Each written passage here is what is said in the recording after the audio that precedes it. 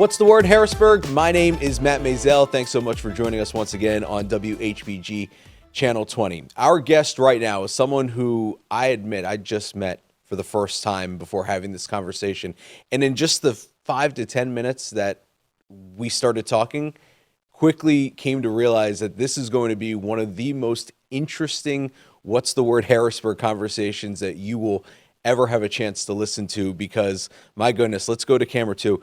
This set has been transformed by the Dionn Reneé studios.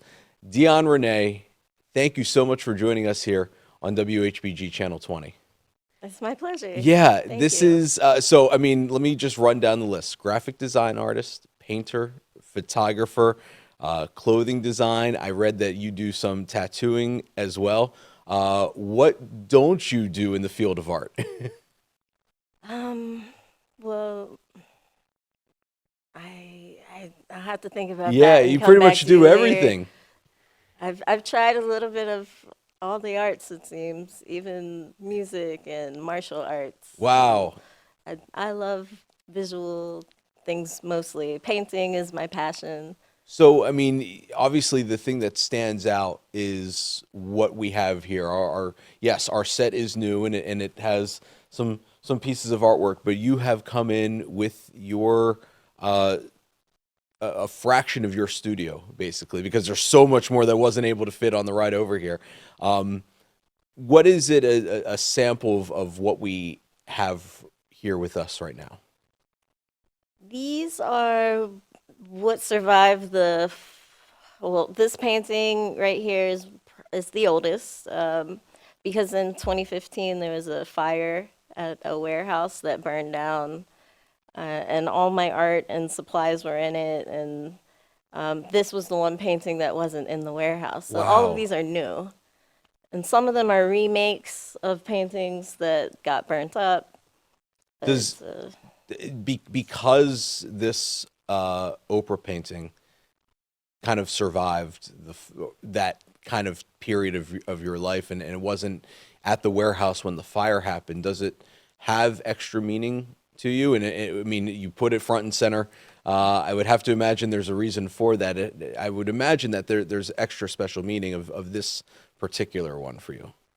absolutely, it's It's just something I put my all into in 2011, and it's the oldest painting I have now.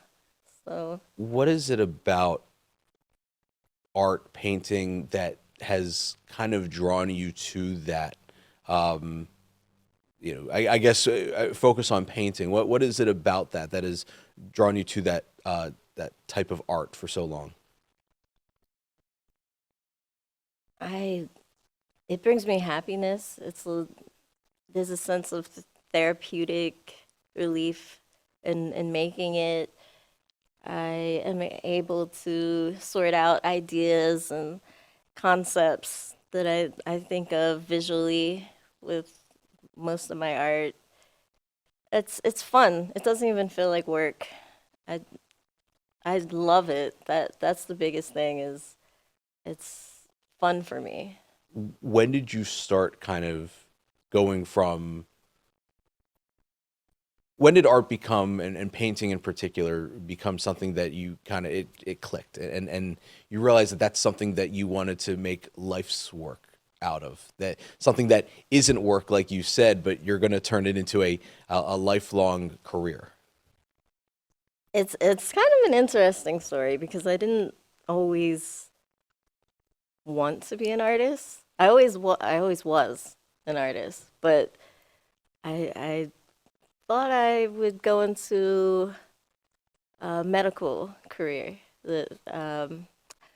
I had interest in becoming a cardiologist in high school, and I even went as far as taking classes at Hershey Medical Center, doing days of school where I would get out of class and go shadow a doctor. So this wasn't And even was it even in the realm of possibility at that point? Like, when you start taking classes at Hershey Med, you are focused on, this is what I'm going to do for my career.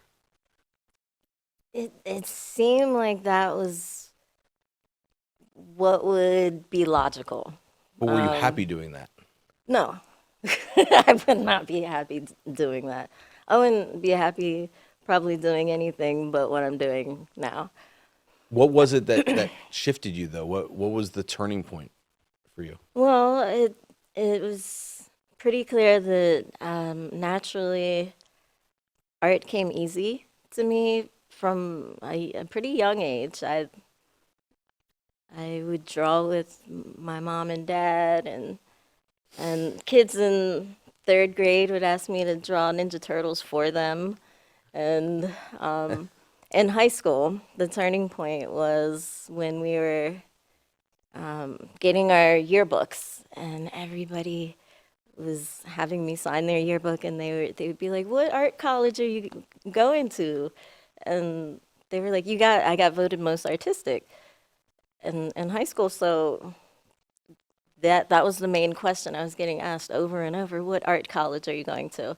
And after a few times of answering, well, I'm thinking of going to Johns Hopkins to study cardiology, then they would just look at me like I was lying to them or like I was Like, joking. no, you're just I so was you're like, gonna be an "What? artist. You want to go to college for like 10 years and then be in a hospital the rest of your life?" And the way that they described it sounded so horrible. I did a U-turn and I was just like, oh, okay, art does sound It like the path that I would naturally flow right into.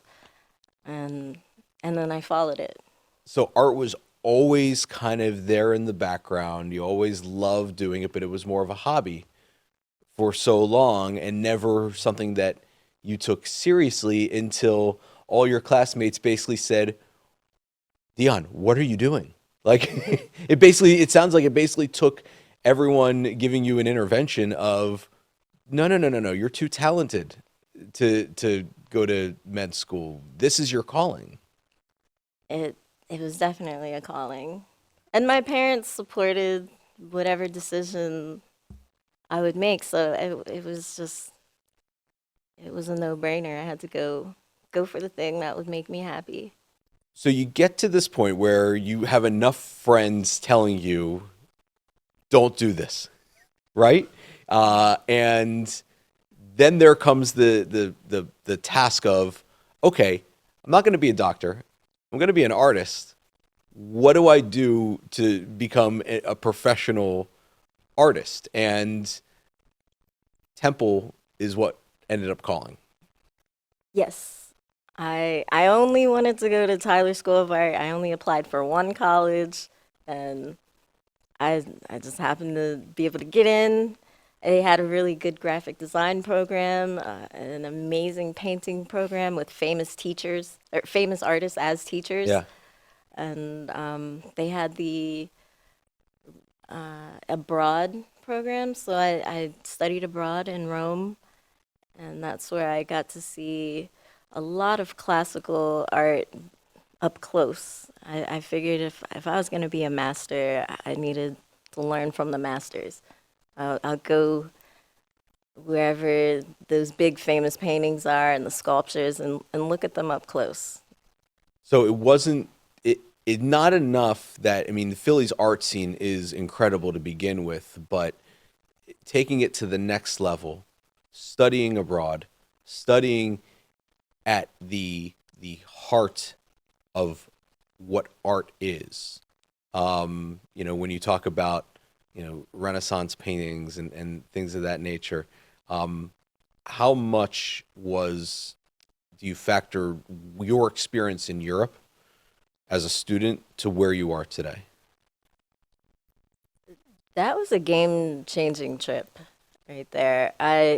That's where I decided.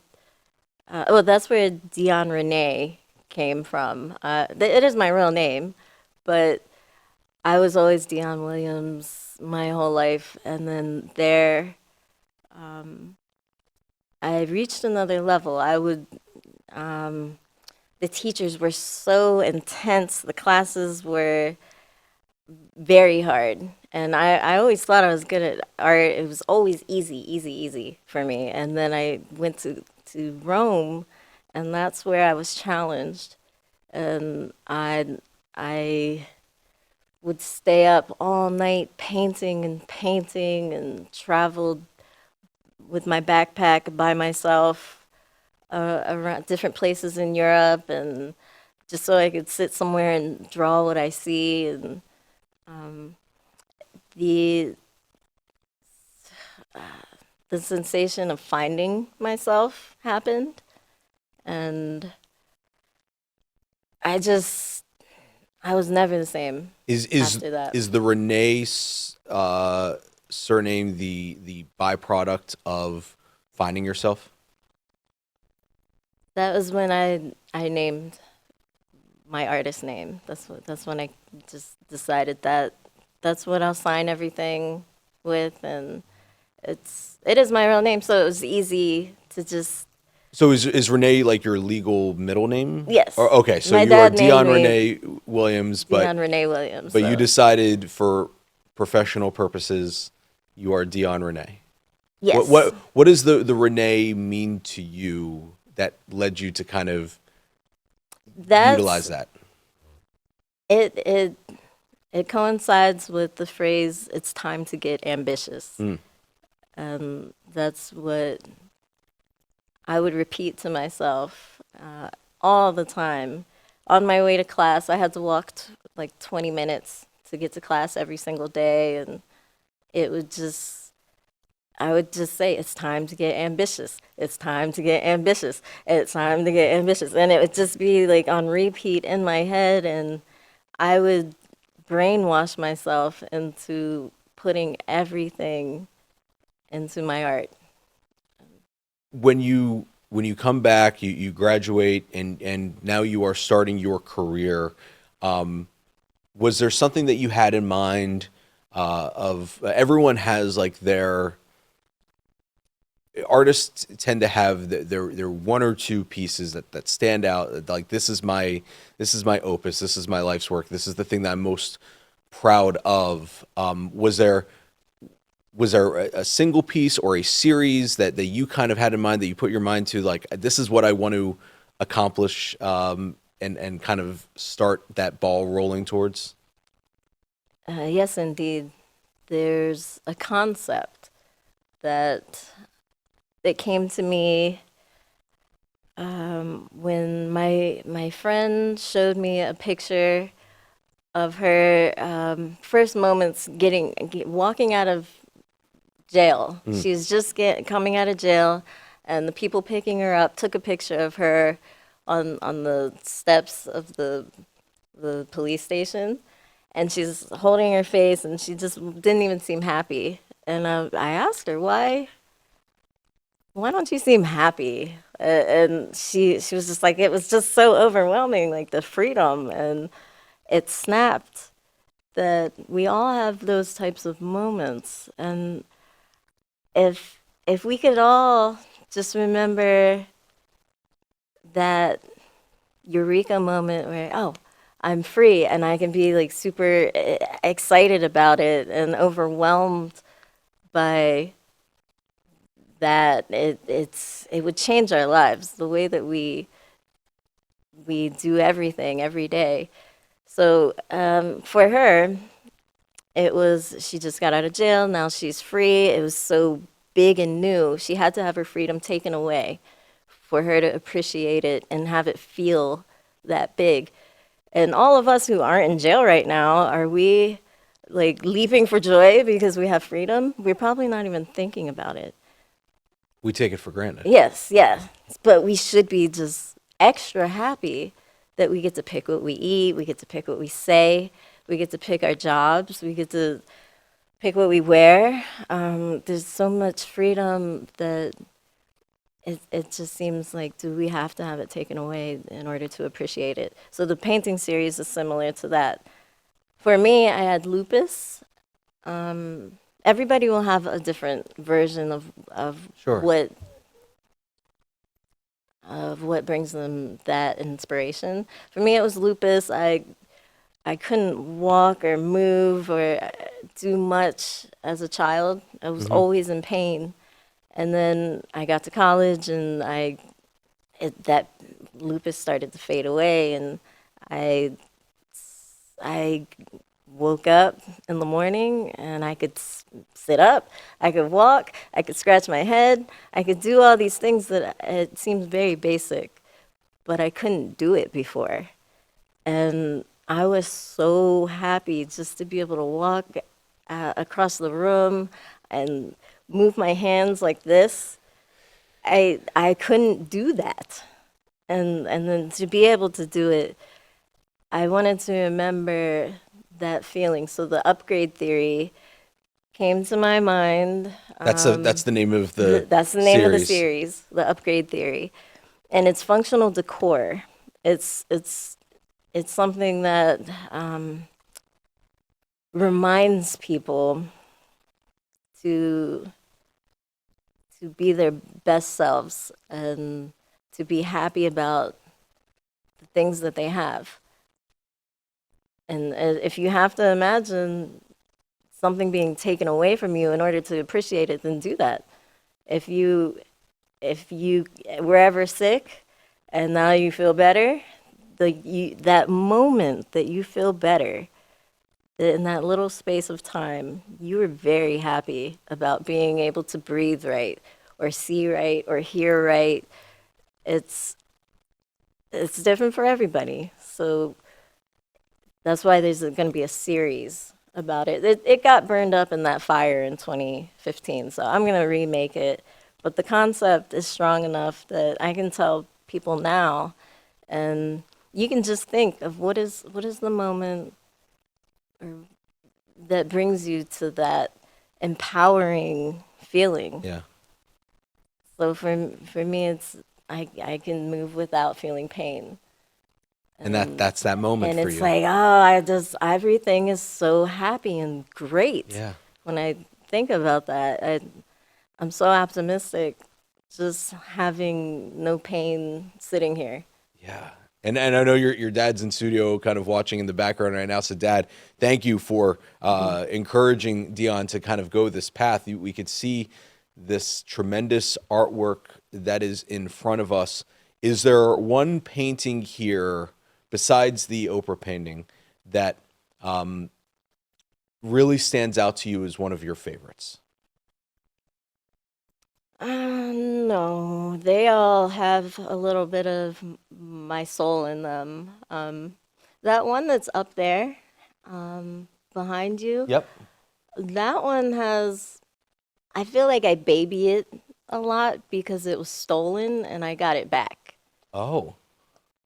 There's a cool story to that. I was giving my younger brother a tattoo, and he was like, "Wow, you're really doing good with the arts. You're everywhere now. I see you here and there." And I just saw a painting of yours at this guy's house, and he described the painting, and it was the one that went missing. I was like, "That Wow. sounds like the one I can't find." And then he went to that guy's house and got it back for me. And so now that painting doesn't even go in the shows. It just stays Yeah. at my mom's house. So I'm surprised it even came out the house today. What I see that there's something written there. What does it say there? I can't tell what it says.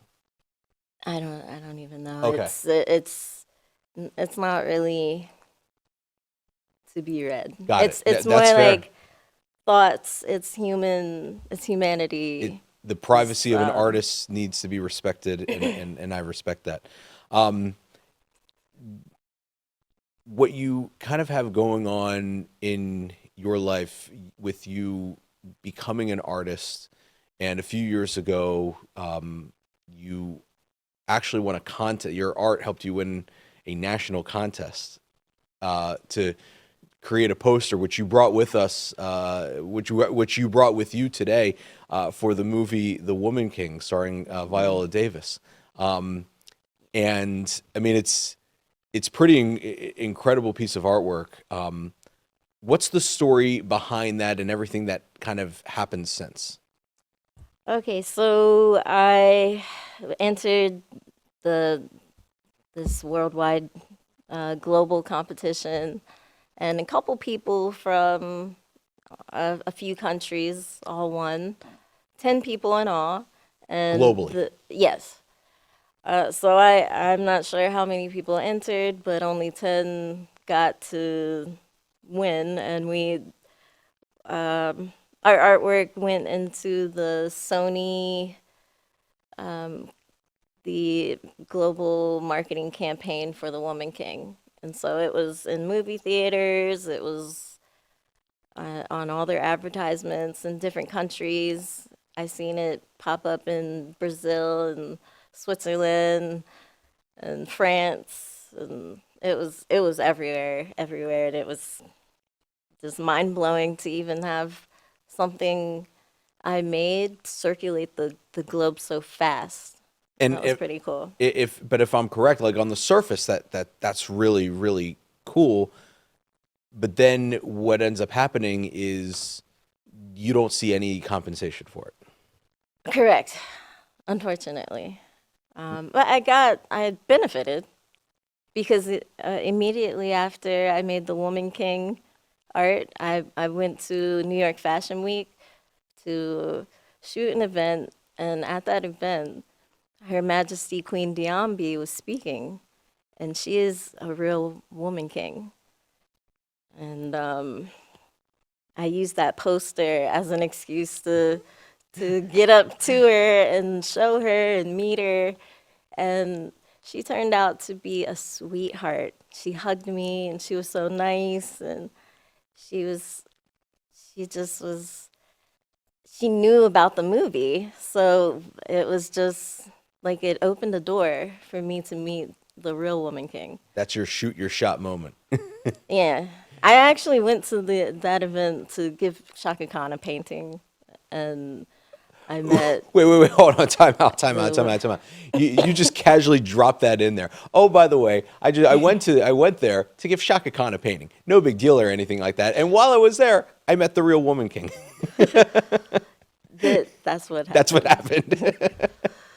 But I mean, you can understand, like you said that so casually, and that's amazing, and you can understand, like, to someone hearing that for the first time, it's like, what'd you say? Like, that's incredible.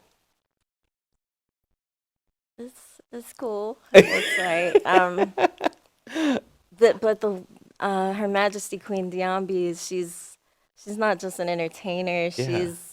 She's a hero. Yeah. So meeting her is it is Was second it's was substantial. second to Shaka Khan, or that Shaka Khan Absolutely. took second mean, fiddle that night. they're both amazing. Yes, yes. They're both amazing. It's just one is a hero to 200,000 people, and I'm working with the queen now, and What are you doing with her now? She's a good heart. She's actually one of the most lovable world leaders you could ever meet. We're working on cleaning the Congo River. The people in the Democratic Republic of Congo specifically asked her for water. They want clean water, and so our biggest goal is to generate donations so that clean water wells can be built in these different villages in Congo. So one water well can provide water to 5 to 8,000 people at once, and they're about $35,000 to $40,000. So some donations. There's some people who could just pay for a whole water well themselves, and there's some people if everybody just donates a little, then we can get them all built, and then they'll all have their water. We're also we're working on getting some mobile solar-powered medical facilities and schools in certain areas, like um,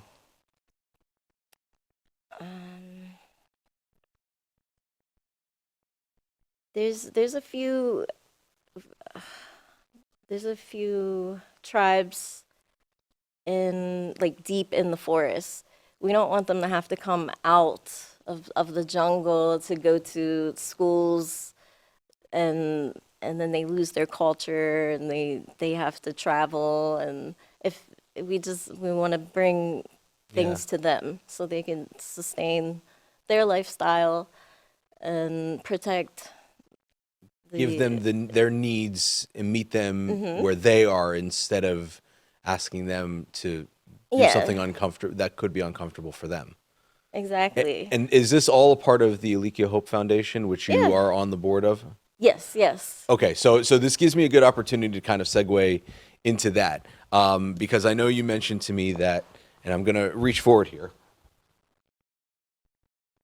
In a couple weeks, you are opening up your new agency. What's the name on Woodlawn? Oh, it is called Full Circle Music, and it's a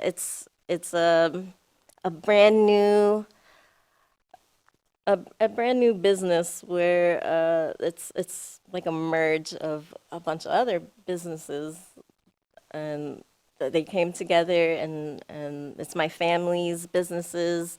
We have a record label, we have a recording studio, we have a radio station, my advertising agency, and a big rental venue.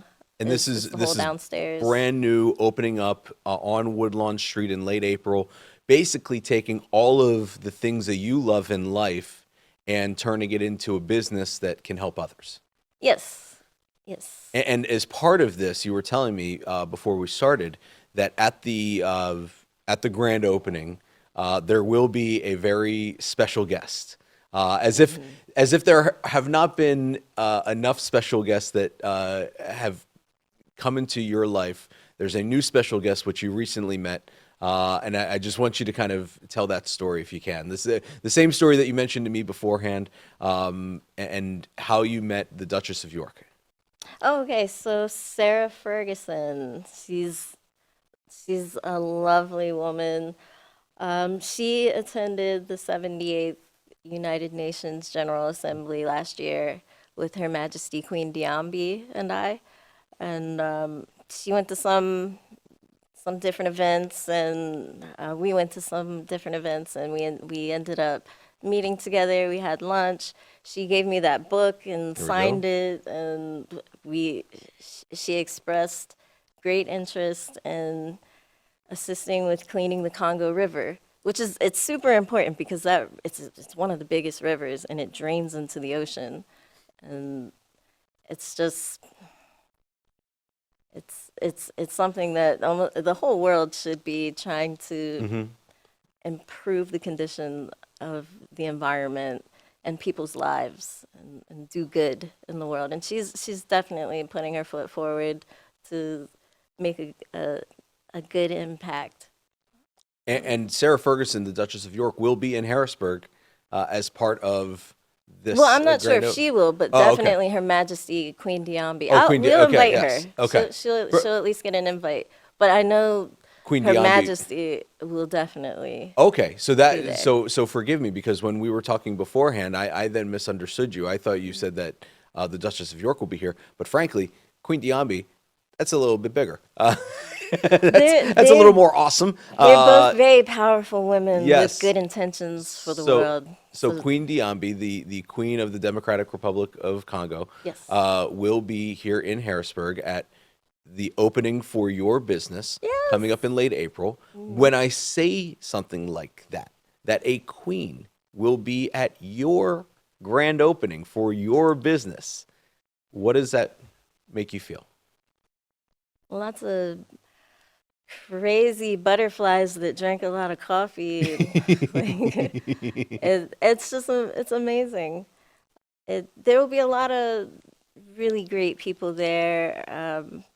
Some celebrities, some athletes that you might recognize a bunch of faces that will be there. What do you want, as someone that kind of, you grew up here, correct? And you have set your roots here, and you're opening up a business that is designed to help other people here in Harrisburg. What do you want to see kind of out of the future of Harrisburg, and how you want to be part of that solution? With Harrisburg, I believe it's a unity and perhaps even an educational issue that we would want to improve. We're gonna open the doors to a lot of nonprofits to come and do some events in our venue rental space. We'll give people with talent an opportunity to shine and have some resources nearby them to build up their career.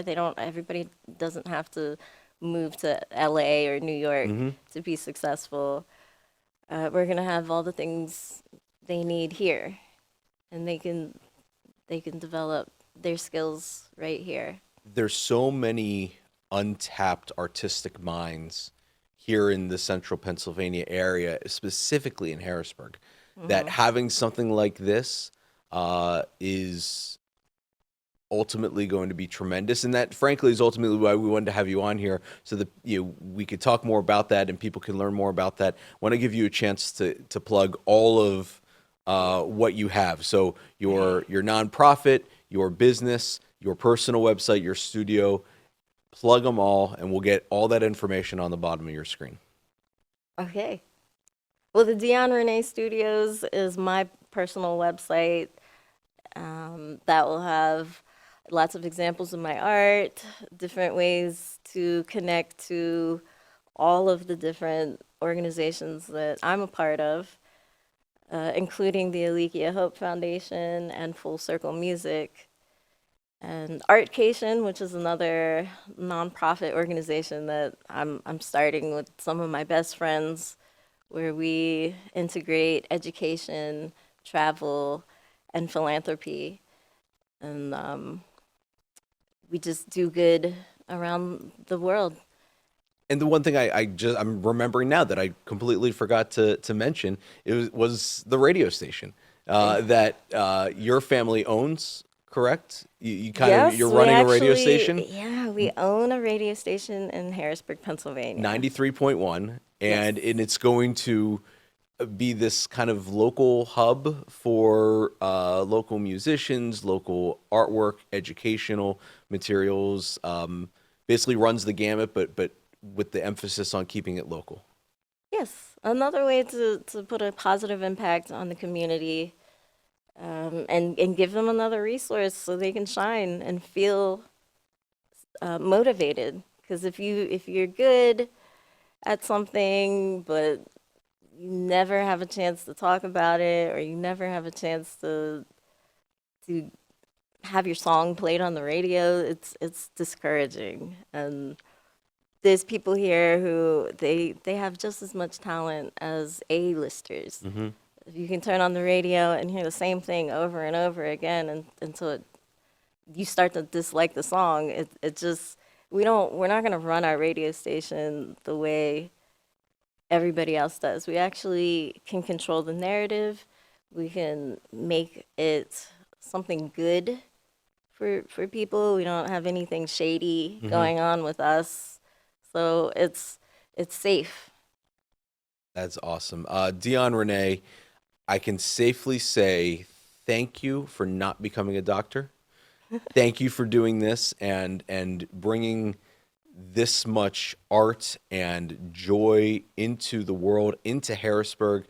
Look forward to seeing how your business grows, and just want to say congratulations and thank you for coming by and sharing your story.